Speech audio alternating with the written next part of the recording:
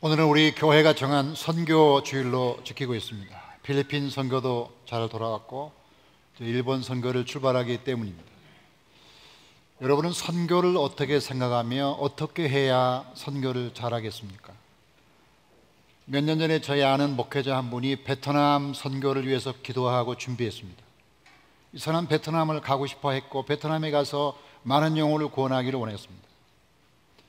그래서 준비하는 가운데 있는데 어떤 분이 말하기를 경기도 어디에 가면 베트남 사람이 많이 사는 동네가 있으니 거기를 먼저 방문해 보는 게 어떻겠느냐 해가지고 이분이 거기를 방문했습니다.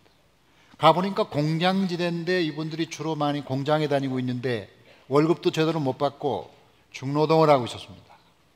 그래 너무나 그 마음이 아프고 참 기도 제목이었습니다. 이분이 돌아와서 기도를 하는데 하나님이 그런 감동을 주시더라는 거예요.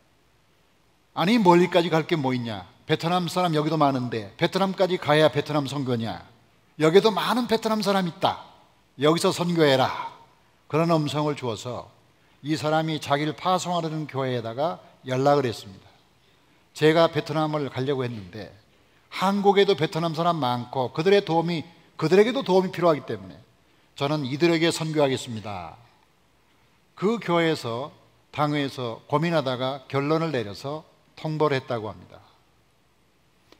당신이 베트남을 못 가겠다고 하니 우리는 베트남 선교사로 당신을 보낼 수가 없습니다. 자, 교회로서는 어쩔 수가 없죠. 교회로서는 베트남을 못 가는 상황이면 베트남 선교사라고 파송할 수는 없었겠지만 조금 아쉬움은 남습니다. 무슨 얘기냐면 이 선교는 반드시 비행기를 타고 외국에 가야 된다는 전제가 우리 사이에 있는 거예요. 우리가 생각할 때 선교는 아프리카, 인도, 네팔 비행기 타고 가야 되는 거예요. 전문 선교사가 되어서 거기 가서 뭔가 그들에게 복음을 전하고 말씀을 전하는 거, 사람 고치는 거, 이런 거 하는 게 선교다. 이런 전제가 우리 속에 있기 때문에 한국에서 뭘 한다? 한국에서 뭐 외국 사람을 향해서 뭐 섬긴다? 그게 선교인가? 이런 생각을 할 수 있다는 거죠. 그래서 우리가 이런 선교에 대한 잘못된 생각을 가지고 있기 때문에 성경에 나오는 가장 이상적인 선교자의 모델이 브리스길라와 아굴라 아닙니까? 어떤 성경학자는 말하기를 성경에 나오는 부부 중에 인기 투표를 한다면 브리스길라와 아굴라가 아마 1등할 것이다, 이렇게 말하는 부부가 바로 브리스길라와 아굴라인데, 이 사람은 1세기 로마 시대에 고린도에 살았던 그런 사람들입니다. 이 사람을 통해서 우리가 어떻게 우리의 선교를 정리하고 어떻게 선교자로 삶을 살 수 있을까 하는 걸 배우기를 바라는데, 저는 그것을 3W 선교라고 부릅니다. Walk, 일터에서 일하는 선교사. Work, 하나님과 동행하는 믿음 선교사. Word, 하나님의 말씀을 전하는 선교사. 이 세 가지를 종합할 때 우리가 선교란 말을 쓸 수가 있다. 저처럼 우리가 이 work, 이 일터 선교에 대해서 살펴보려고 합니다. 자, 브리스길라 아굴라는 그들의 직업이 있었습니다. 어떤 직업일까요? 3절 봅니다. 생업이 같음으로 함께 살며 일을 하니 그 생업은 천막을 만드는 것이더라. 이 브리스길라 아굴라의 직업은 천막 만드는 사람, 텐트 메이커였다, 그런 얘기입니다. 근데 왜 텐트를 만들었을까요? 1세기 로마가 지배하는 사회는 정복을 많이 했습니다. 로마가 가는 곳마다 정복합니다. 그럼 정복하면 민족이 대이동을 해야 됩니다. 민족이 대이동하면 집이 필요합니다. 집이 필요한데 이것이 영구적인 집을 지을 수 없는 게 어떤 상황이 될지 미래를 예측할 수가 없습니다. 그리고 집을 지키는 많은 돈과 시간이 필요합니다. 그러니까 대부분의 사람들이 집을 짓기 전에 그냥 텐트를 짓고 텐트에서 임시적으로 거주하는 거예요. 그 임시적인 거주를 위하여 텐트 메이커들이 많았고 그 텐트를 짓는 사람이 많았는데, 이 브리스길라와 아굴라도 그런 격동의 시대에 텐트를 만드는 직업을 가지고 있었다, 이런 얘기입니다. 자, 그런데 이 텐트를 만드는 것은 육체 노동이 아닙니까? 손으로 하는 노동이라는 거예요. 손으로 하는 노동. 많이 좋아졌지만 우리 머릿속에는 손으로 하는 노동은 조금 좀 못하다, 이런 생각을 우리가 하고 있잖아요. 산업공상 해가지고 선비가 최고고 그 다음에 기술자는 저 밑에다, 이런 생각을 우리가 좀 하고 있는 겁니다. 이거는 유럽도 마찬가지입니다. 그런데 유대인들은 생각이 달라요. 유대인들은 이 노동을, 손으로 하는 노동을 매우 중요하게 여긴다. 이 손으로 하는 노동의 중요성을 가장 많이 인식하는 민족이 유대인인데 왜 그런가 하고 제가 한번 언젠가 물었더니 그 사람 중에 한 분이 말하기를 하나님도 노동했잖아요. 아니 무슨 얘기예요? 하나님 노동했다니. 하나님이 첫째 날 뭘 만드시고 둘째 날 뭘 만드시고 셋째 날 뭘 만드시고 하나님이 너무나 힘드니까 일곱째 날 쉬셨다는 거 아니에요? 하나님이 노동자 아닙니까? 아니 그 사람 얘기 들어보니까 또 그렇게 또 생각이 되더라고요. 이제 하나님이 일하셨다 이거예요. 하나님이 손으로 일하셨다 이거예요. 그러면 우리도 손으로 일하는 걸 좋아하고 중요하게 여겨야 된다. 이게 이제 유대인의 생각인데 이 생각이 성경에 나오죠. 자 한번 볼까요? 게으른 자여 계명에 가서 그가 하는 것을 보고 지혜로더라. 또 게으른 자여 내가 어느 때까지 누워있겠느냐, 내가 어느 때 잠이 깨어 일어나겠느냐. 전도서 노동자는 먹는 것이 많든지 적든지 잠을 달게 자거니와 부자는 그 부요함 때문에 자지 못하느니라. 게으른 즉 석가래가 내려앉고 손을 놓은 즉 집이 새느니라. 이렇게 말하는 성경의 가르침은 이 손으로 일하는 것의 중요성을 말하고 있다. 그런데 유대인들이 매우 손으로 일하는 것의 중요성을 인식했지만 그러나 그 손으로 하는 일 중에서의 그 차별이 있다. 어떤 차별? 우리는 돈을 많이 버는 일이냐 적게 버는 일이냐, 사회적인 지위로 존경을 받느냐 그렇지 않느냐 이런 식으로 직업을 구분하는데 유대인들은 그것이 거룩한 일이냐 거룩하지 않는 일이냐, 깨끗한 일이냐 부정한 일이냐 이런 쪽으로 직업을 구분했다. 그러니까 직업을 구분할 때 깨끗하냐 부정하냐의 기준이 뭐냐면 몇 가지가 있는데 동물을 만지는 직업은 부정합니다. 동물을 만지는 직업, 낙타머리꾼, 당나귀 머리꾼, 무슨 목동, 마부, 어부도 물고기 만지죠. 동물을 만지는 거. 이 동물을 만지는 건 동물의 오물도 만져야 되고 동물의 시체도 만져야 되고 하니까 이건 부정하다고 본 거예요. 레위기에 의하면. 그 다음에 두 번째는 뭐냐면 돈을 상대하는 직업, 투기꾼, 뭡니까? 환전소, 또는 세리, 이런 사람들은 실제 우리가 돈을 필요로 하지만은 돈을 만지는 직업은 안 좋게 생각하는 거예요. 굉장히 역설적이죠. 돈이 필요하면서 돈을 만지는 직업은 안 좋아. 이게 이제 유대인적 사고라는 거죠. 그리고 세 번째는 몸을 만지는 직업. 몸을 만지는 직업은 별로 좋은 직업이 아니다. 그 중에 하나가 이제 이발소, 미용사, 이런 직업은 유대인들의 생각에 하나님이 주신 머리를 그냥 자연스럽게 놔야 되는데 이거 자르니까 이거 별로 안 좋은 직업이라고 생각을 과거에 했다는 거죠. 혹시 이발사 되신 분은 양해하시기 바랍니다. 그건 제 얘기가 아니기 때문에 유대인들이 과거에 그랬다는 거죠. 그 중에 의사란 직업이 있어요. 의사란 직업 굉장히 좋은 직업이지만 과거 유대인들은 의사란 직업이 좋은 직업이라고 생각하지 않았던 이유가 사람의 몸을 만지고 사람 몸을 째야 되고 피를 봐야 되고 어떤 데 다리를 잘라야 되고 이러기 때문에 이건 굉장히 하나님이 주신 몸을 훼손하는 것이기도 하다 해서 의사란 직업에 대한 부정적인 인식이 있었다는 거죠. 이렇게 어떤 직업은 좋은 직업, 어떤 직업은 나쁜 직업이라고 손으로 하는 것은 좋지만 그 중에서도 또 좀 좋고 나쁜 것을 가렸는데, 그런데 예수님은 어떻습니까? 예수님은 어떤 직업을 가지고 있죠? 예수님은 목수 아닙니까? 목수는 얼마나 큰 노동자입니까? 상노동자죠. 또 예수님이 얼마나 많은 직업 가진 사람을 만났어요. 어부, 목자, 목동, 농부, 그 많은 사람을 만났지만 이 성경에 보면 예수님이 직업 때문에 사람을 차별한 적은 한 번도 없어요. 예수님은 직업이 좋다 나쁘다를 구분한 적이 없어요. 심지어 세리 같은 사람도 예수님이 같이 식사하시고요, 심지어 창기 같은 사람들도 같이 먹고 마셨잖아요. 이건 그 당시 사람으로는 이해할 수 없는 것이었죠. 근데 예수님은 그런 거죠. 그러니까 우리가 하는 직업 중에 귀천이 있는 것이 아니라 직업에 대한 우리의 생각에 귀천이 있는 거예요. 직업 자체에 귀천이 있는 게 아니라 어떤 직업은 나쁘고 어떤 직업은 좋은 직업이 있는 게 아니라 그 직업에 대한 나쁜 생각과 좋은 생각이 있을 뿐인 거예요. 직업 자체는 다 하나님이 주신 거라는 말이죠. 그래서 이 성경 보죠. 골로새서 말씀 뭐라고 되어 있어요? 무슨 일을 하든지 마음을 다하여 죽게 하듯 하고 사람에게 하듯 하지 말라. 다 같이 무슨 일을 하든지. 이 무슨 일을 하든지란 말은 그 직업이 죄가 아니고 사람들에게 손해를 주는 일이 아니면 그 직업은 하나님이 주신 직업이고 다 좋은 직업이다. 다 좋은 직업이다. 그래서 우리도 모르게 믿는 사람들이 가지는 잘못된 생각 두 가지를 고쳐야 되는데 그 두 가지가 뭐냐? 첫 번째가 뭐냐면 교회 일은 거룩하고 세상 일은 거룩하지 않다 하는 생각이 우리도 모르게 우리 속에 있다는 거예요. 그렇지 않습니까? 교회에서 일하는 성직자는 굉장히 거룩하게 보이고 세상에서 일하는 사람은 안 그렇다 하는 생각이 우리 속에 약간 남아있는데, 마틴 루터가 500년 전 사람이죠. 500년 전에 마틴 루터는 그런 말을 했어요. 성당에서 미사를 집전하는 신부가 하는 일이나 목장에서 젖을 짜는 목동이나 하나님 볼 때는 똑같은 일이다. 하나님 볼 때는 똑같은 일이다. 이게 500년 전 일은 굉장히 이게 자극적인 말이에요. 그래서 실제로 교황에게 혼도 났잖아요, 루터가. 그러니까 이 말은 모든 일이 다 거룩하다는 거죠. 그 다음에 또 우리가 고쳐야 될 일은, 나는 열심히 일해서 선교하면 헌금하면 되지 선교는 선교사가 하는 거고 나는 선교사가 아니다 라는 생각이 우리 속에 있는 거죠. 우리는 그냥 헌금해주고 기도하면 되지, 뭐 선교는 선교사가 하는 거지, 내가 뭐 선교사인가? 신학 공부도 안 했는데 하면서 이 선교를 굉장히 공간적으로 이해하고 그 다음에 전문적으로 이해하는 경향이 많다는 거죠. 그런데 우리가 하는 모든 일을 하나님이 주셨다면 그 일을 통하여 우리가 열심히 일할 때 바로 그것이 선교라는 것을 아는 것이 매우 중요하다는 거죠.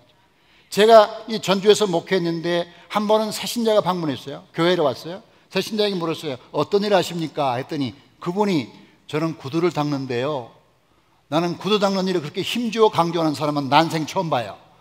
아니, 자기 직업에 대해서 자부심을 가지고 있더라고요. 그래서 이 사람이 누군가 하고 제가 가보니까 전주역전에서 구두를 닦고 있는데 어떻게 된 거예요? 했더니 IMF 때문에 서울에서 망하고 이제 갈 데가 없어가지고 시골에 와서 다시 일을 시작하면서 미천도 없고 해서 구두 닦기 시작했다고. 그 구두 닦기 어떻게 생각해요? 했더니 하나님이 주신 일이라고 자기는 믿는다 그러는 거예요. 그래서 어떻게 하십니까? 했더니 열심히 한다는 거예요. 과연 그분은 5년 후에 큰 구두 가게를 냈습니다. 그래서 그분이 저에게 구두를 가끔 주기도 했는데 제가 올라오면서 구두를 못 얻은 걸 신고 있습니다. 지금 제가 말하는 것은 뭐냐, 내가 하는 그 일이 소중하고 하나님이 주셨다, 나는 그 일을 통하여 선교한다, 일터 선교, 외국가에만 선교가 아니라 나는 내가 하는 직업을 통해서 열심히 일한다. 이것이 우리 한국 교인들에게 많이 약하다는 생각을 합니다. 여러분이 하신 일이 어떤 일이신가요? 여러분이 하는 일에 자부심을 가지고 있나요? 공무원, 의사, 교수, 청소부, 가정주부, 학생, 뭐 각자 여러분에게 주어진 일이 하나님이 주신 거룩한 일이기 때문에 최선을 다하여 그 일을 통하여 일터 선교사가 되기를 주의 이름으로 축복합니다. 자, 두 번째, 브리스길라 아굴라는 믿음 선교사했다, work, 하나님과 동행했다. 18절 봅시다. 이 18절을 보면 이렇게 나옵니다. 바울은 더 여러 날 머물다가 형제들과 작별하고 배 타고 수리아로 떠나갈새 브리스길라와 아굴라도 함께하더라. 다 같이 함께하더라. 자, 브리스길라와 아굴라가 고린도에서 지금 이제 그 천막 만드는 일을 합니다. 천막 만드는 일을 하는 거예요. 그러면 1년 6개월 동안 오랫동안 하다 보니까 고객도 생기고 돈도 좀 벌고 자리가 잡힐 때쯤 되었어요. 이게 자리가 잡힐 때쯤 되었는데 이 사도 바울이 또 다른 선교지로 떠나는 거예요. 그래 어떻게 할까 고민하다가 브리스길라 아굴라가 기도하다가 바울 선교사를 따라가기로 마음먹었다. 따라갔다는 거죠. 자, 이것은 이 브리스길라와 아굴라가 바울에게 뭘 배웠는가 하면 신앙은 하나님과 동행하는 것이다 라는 것을 배웠던 것 같아요. 그러니까 하나님과 동행하는 평소의 삶이 중요하다는 걸 배운 거예요. 어떤 이벤트적인 삶이 중요한 게 아니라 지금 이 자리에서 하나님과 동행하는 삶이 중요하기 때문에 날마다 주님과 동행한다는 거죠. 우리가 우리의 가정과 우리의 직장에 하나님의 파송해서 거기에서 꽃을 피우고 하나님 나라를 위해서 일하라고 부름받았다면 우리의 가정과 직장에서 뭔가 하나님과 동행하는 법을 배워야 된다. 우리가 천국 가기를 좋아하지 마세요. 천국은 다 가게 되어 있으니까 천국을 너무 사모하지 마세요. 그냥 이 땅에 열심히 일하면 되는 거예요. 열심히 일하다 보면 천국은 결과적으로 우리에게 와지는 선물이지 목적적으로 주어진 건 아니다. 우리에게 주어진 삶에 최선을 다하다 보면 하나님이 우리에게 축복하실 줄로 믿습니다. 우리가 직장 생활하는 사람이 주님과 많이 동행할 필요가 있는데 어떤 직장인들 말씀 들으니까 이 성경 전체가 창세기부터 요한계시록까지 녹음으로 된 게 있어요. 그거를 테이프를 꼽고 다니면서 아침 출근할 때 퇴근할 때만 그것만 들어도 1년에 성경을 한 2, 3독 한다는 이야기를 제가 들었어요. 어떤 분은 생명의 삶이라는 잡지, 큐티 잡지를 가지고 회사에 가서 시간 날 때 한 10분 정도 읽으면서 기도한다는 사람도 있어요. 우리 교회에서는 교인들이 생활 신앙생활을 하기 위해서 매일 성경을 보여주는데 이거예요. 자, 여러분이 핸드폰을 가지고 있으면 한신교인들은 다 보내고 있어요. 여러분이 매일 보내고 있어요. 매일 보면 이렇게 돼요. 성경 구절 한 구절 나오고 그 성경 구절에 대한 간단한 묵상이 나와요. 묵상은 제가 쓰고 있습니다. 얼마나 힘든지 저를 불쌍히 여기시고 매일 읽어주시기 바랍니다. 그러면 성경 구절 한 구절 읽으시고 묵상 읽으시면 그 다음에 월요일 날은 주일 설교가 나갑니다. 내일이죠. 내일 여러분이 핸드폰 열면 오늘 설교했던 게 그대로 들을 수가 있어요. 그 다음에 화요일 날 수요일 날은 호산나 성가대, 할렐루야 성가대 찬양을 들을 수가 있어요.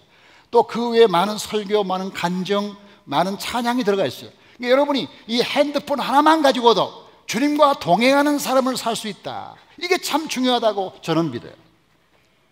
여러분이 직장 생활하면 신호회가 있는데 모든 직장이 신호회가 있는 건 아니지만 그 신호회가 있는 직장은 그 믿는 사람끼리 이렇게 모여서 예배 드린다면 많은 은혜와 도움을 받을 수가 있어요.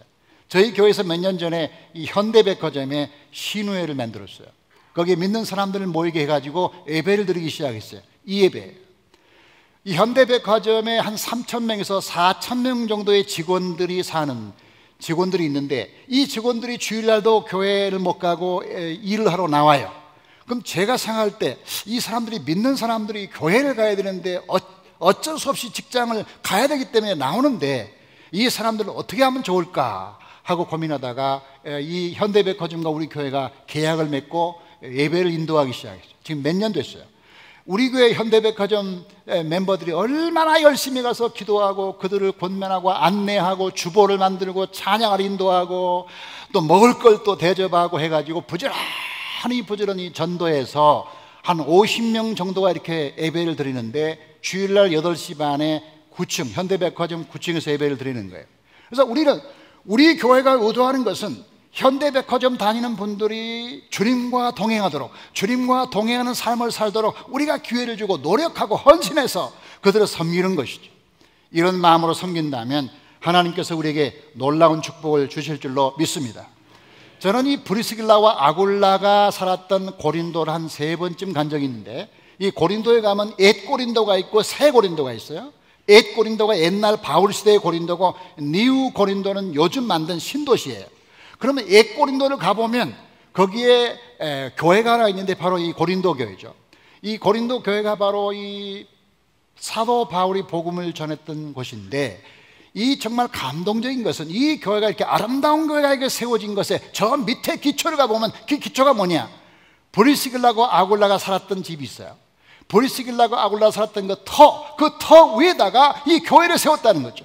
그래서 고린도서 16장 19절 말씀 보면 아시아의 교회들이 너에게 문안하고 아굴라와 브리스가와 그 집에 있는 교회가 주 안에서 너에게 간절히 문안하고 다 같이 그 집에 있는 교회 그리고 브리스길라와 아굴라가 사는 그 집이 교회가 된 거예요. 집이 교회가 된 거예요. 우리는 집은 집이고 교회는 교회고 그게 아니라 이 사람들은 집이 교회예요. 그러니까 집에서 하나님을 동행하고 어디에서나 주님과 동행하는 삶을 살았다는 거죠.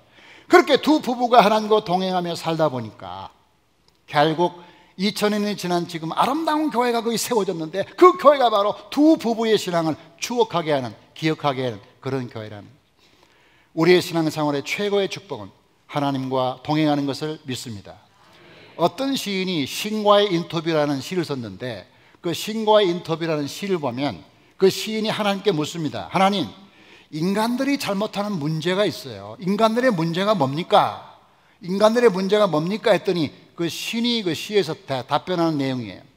어린 시절이 지루하다고 서둘러 어른이 되는 것, 그리고는 다시 어린 시절로 되돌아가기를 갈망하는 것, 돈을 벌기 위해서 건강을 잃어버리는 것, 그리고는 건강을 되찾기 위해 돈을 다 잃어버리는 것, 미래를 염려하느라 현재를 놓쳐버리는 것, 그리하여 결국 현재도 미래에도 살지 못하는 것, 그것이 인간의 문제다 라고 이 무명의 시인이 저 시에서 썼는데 제가 그걸 보고 상당히 감동과 설득력이 있었어요.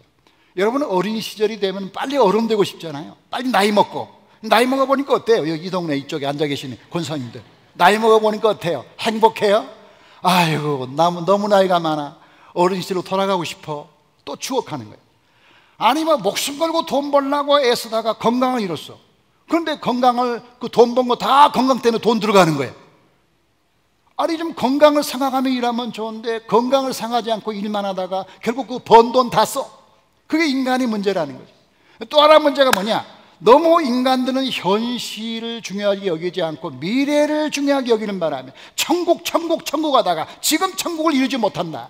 다른 말로 말하면 미래의 시점만 늘 생각하다가 지금 하나님과 동행하는 것에는 관심이 없어요. 지금 주님과 동행하는 데는 관심이 없고 그냥 앞으로 5년 후에 10년 후에 뭐 천국에 가서 뭐 저 천국에 가서 이러면서 천사들이 나오고 이것만 환상으로 꿈꾼다요. 그러나 제일 중요한 것은 지금 주님과 동행하는 것인 줄로 믿습니다. 제가 좋아하는 잠언 말씀 볼까요? 시작. 너는 마음을 다하여 여호와를 신뢰하고 내 명철을 의지하지 말라. 너는 범사의 그를 인정하라. 그리하면 내 길을 지도하시라. 제가 이 말씀을 좋아하는 것은 이 말씀의 마지막에 약속이 나오기 때문에 그리하면 내 길을 지도하시리라. 내 길을 지도하시리라. 다 같이 내 길을 지도하시리라. 하나님 우리 미래에 대한 약속을 주셨는데 미래에 대한 약속을 주셨는데 그래서 우리가 미래에 할 일도 없어요. 미래를 위해서 우리가 할 일은 별로 없어요. 미래는 우리의 시간이 아니에요. 다만 우리가 할 수 있는 게 뭐예요? 다시 말씀 보여주세요. 하나님이 지도하시는 미래는 상관하지 말고 마음을 다하여 여호와를 신뢰하고 내 명철을 의지하지 말고 6절 범사의 것을 인정하는 지금의 삶이 중요한 것이지 지금 내가 주님과 열심히 동행하고 살면 주님이 인도한다고 약속했잖아요. 내 길을 지도하시리라. 다 같이 지도하시리라. 미래는 하나님의 약속 안에 있는 것이지 우리가 좌우할 수 있는 게 아니잖아요. 미래를 염려한다고 되는 것도 아니고 그렇기 때문에 지금 주님과 알콩달콩 살면서 주님과 기도하고 그분과 더불어 행복한 시간을 보내는 게 중요한데 우리는 그런 것을 중요하게 여기지 않는다는 거죠. 그리고 이런 걸 잘 못하면서도 그냥 선교사만 나가면 되는 줄 안다.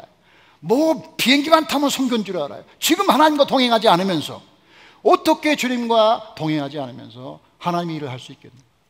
날마다 주님과 동행하는 삶, 그 삶이 여러분에게 축복을 주시기를 간절히 축원합니다. 마지막에 브리스길라와 아굴라가 경험했던 또 하나의 선교의 장르가 word, 말씀을 가르치는 선교사였다는 거예요. 보통 이걸 우리는 선교사라고 불러요. 이걸 선교사라고 부르는데 이건 제일 뒤에 나오는 거예요. 뭐라고 나오나? 한번 말씀을 보면 아볼로를 데리다가 회당에서 담대히 말하기 시작하는 브리스길라와 아굴라를 듣고 데리다가 하나님의 도를 더 정확하게 풀어이르더라. 자, 아볼로라는 사람이 나타났어요. 아볼로라는 사람이 하나님이 브리스길라와 아굴라가 아직 잘 준비가 안 된 사람에게는 아볼로를 붙이질 않아요. 붙여줘봐야 아무 소용이 없어요. 우리가 선교 나간다고 선교사가 아니에요. 우리가 먼저 하나님과 동행하고 우리가 하는 일 속에서 하나님을 경외하고 찬양하는 사람이 되고 평소에 선교적 삶을 살아야 선교사가 되는 것인데 선교적 삶을 안 살고 선교사만 되기를 원하면 안 되는 거죠. 그런데 이 브리스길라 아굴라는 평소에 주님과 동행하면서 늘 선교적인 삶을 살다 보니까 어느 날 하나님이 사람 붙여주셨어요. 거기에 아볼로였어요. 아볼로. 근데 아볼로는 어떤 사람이냐? 굉장히 똑똑하고 지성적이고 잘생긴 사람인데 다만 이 사람이 뭘 잘 몰라. 예수님에 대해서 듣기만 했지 좀 예수님을 경험한 적도 없고 제대로 잘 복음을 몰라요. 그래서 브리스길라 아굴라가 데려다가 하나님의 도를 더 정확하게 옛날 성경은 더 자세하게 맞춤형으로 그 사람에게 필요한 복음을 설명해서 조곤조곤하게 말로 알려줬다는 거예요.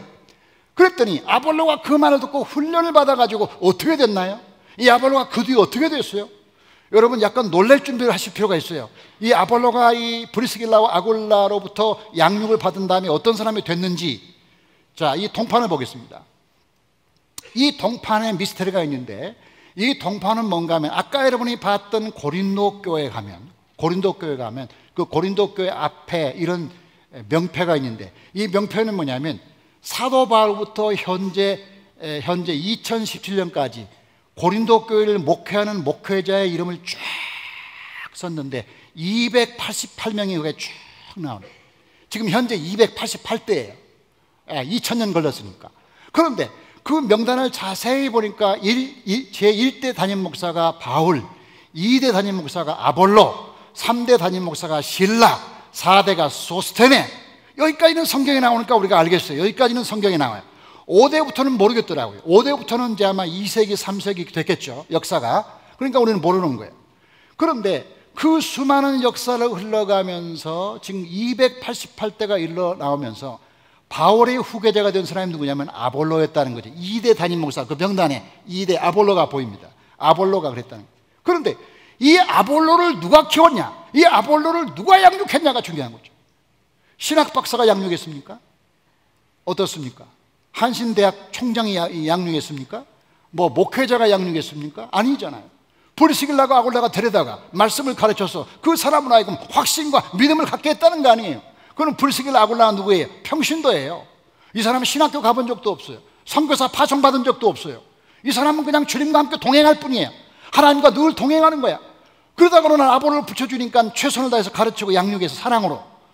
그러다 보니까 아볼로가 자라가지고 결국 고린도 교회 지도자가 되고 바울 사도의 후계자가 되어서 거기에 영광스러운 두 번째 이름으로 거기 있다. 평신도가 어떻게 목회자를 훈련하나요? 이렇게 생각하지만 사실은 우리 한국교회 역사를 보면, 이 한국교회 역사를 보면 거의 대부분의 사람들이 평신도가 지도자를 양육합니다. 목회자가 양육하는 건 신학교에서 가르치는 것이지 실제로 교회에서는 전부 장로님들이 가르치고 권사님들이 가르치고 평신도가 평신도를 가르치는 것이었어요. 여러분, 한국교회 제1대 목사와 제1대 장로가 누군지를 오늘 좀 제가 소개하겠습니다. 우리 한국교회 역사가 지금 132년인데 132, 3년 되도록 제일 먼저 안수받은 목사가 누구고 제일 먼저 장로 된 사람이 누군가를 소개하겠습니다. 제일 먼저 목사 된 사람이 김창식이라는 사람인데, 이 사람은 황해도 사람이에요. 황해도 사람인데 이 사람은 가난한 사람이에요. 그리고 이 사람은 좀 가난해서 못 배웠어요.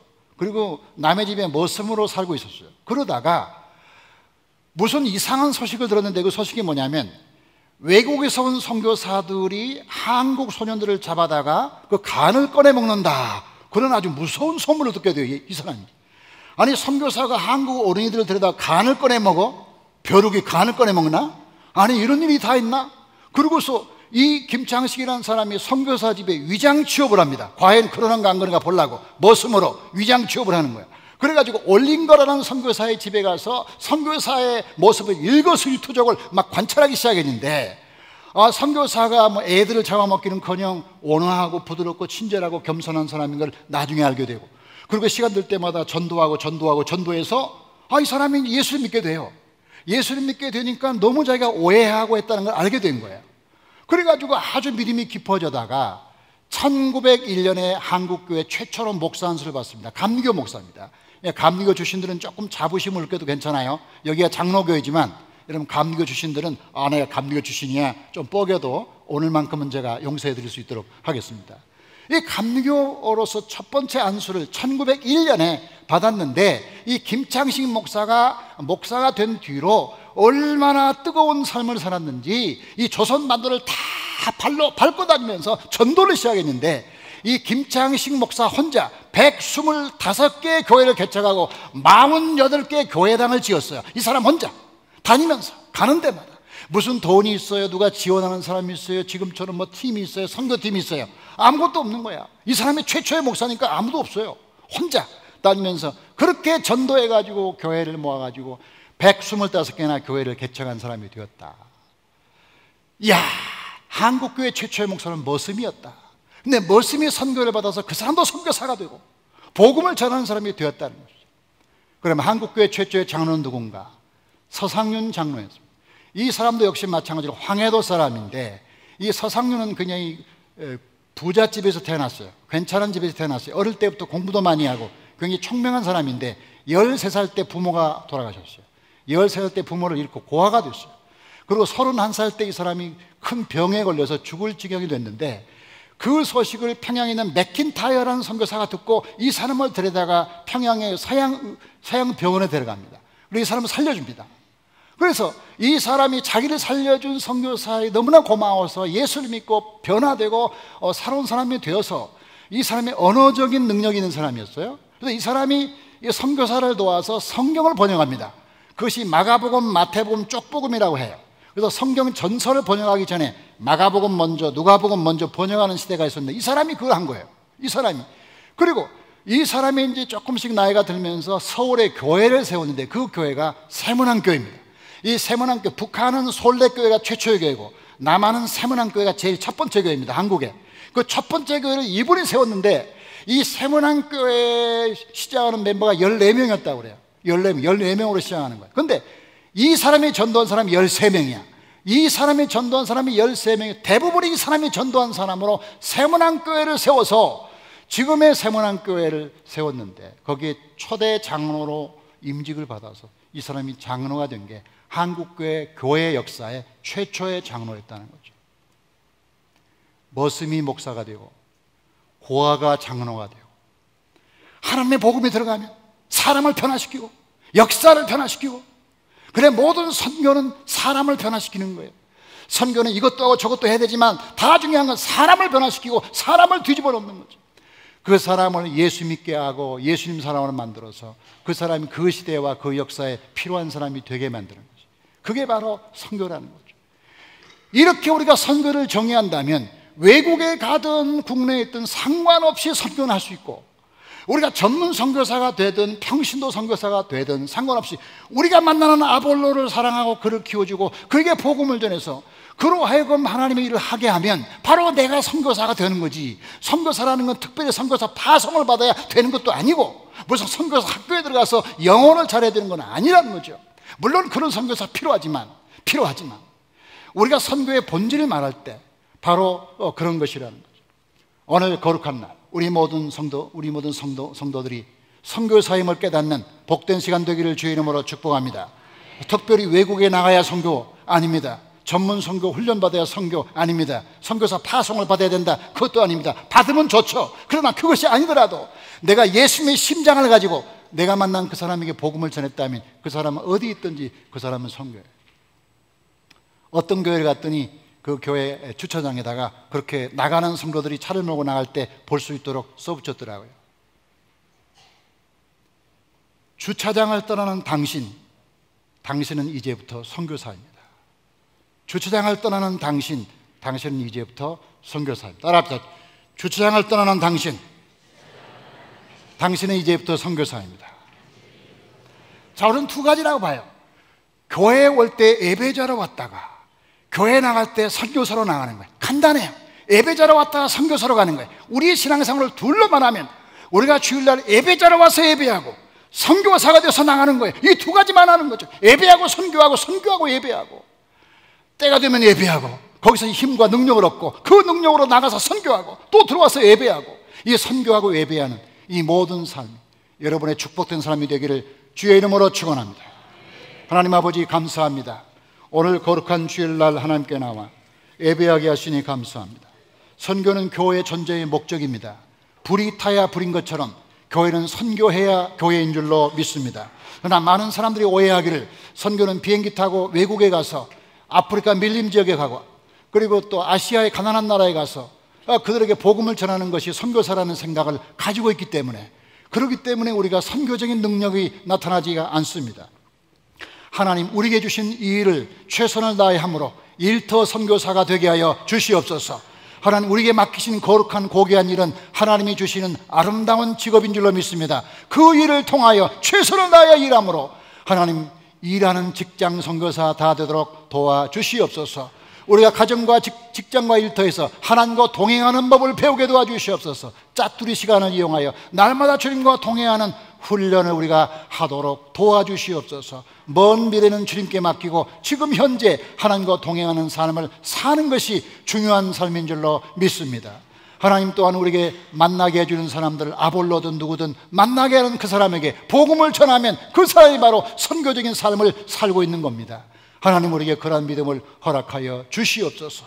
아볼로를 우리가 발명할 것이 아니라 발견되게 하여 주시옵소서. 우리가 오늘도 예배 끝나고 주차장에서 나가면 언제든지 볼 수 있는 아볼로들, 수많은 아볼로들이 우리의 도움을 기다리고 있습니다. 우리는 선교사로 세상에 나가는 겁니다. 하나님, 거룩한 선교의 영이신 성령님, 우리와 함께 하셔서 반드시 우리가 평생 선교하며 하나님의 일을 감당하는 귀하고 복된 생활 선교사들 다 되게 하여 주시옵시고, 특별히 그 중에서도 전문 선교사가 필요하다면 주님께서 일으켜 세워주셔서 외국에도 보내고 국내에도 보내서 하나님의 일을 크게 할 수 있도록 주께서 축복하여 주시옵소서.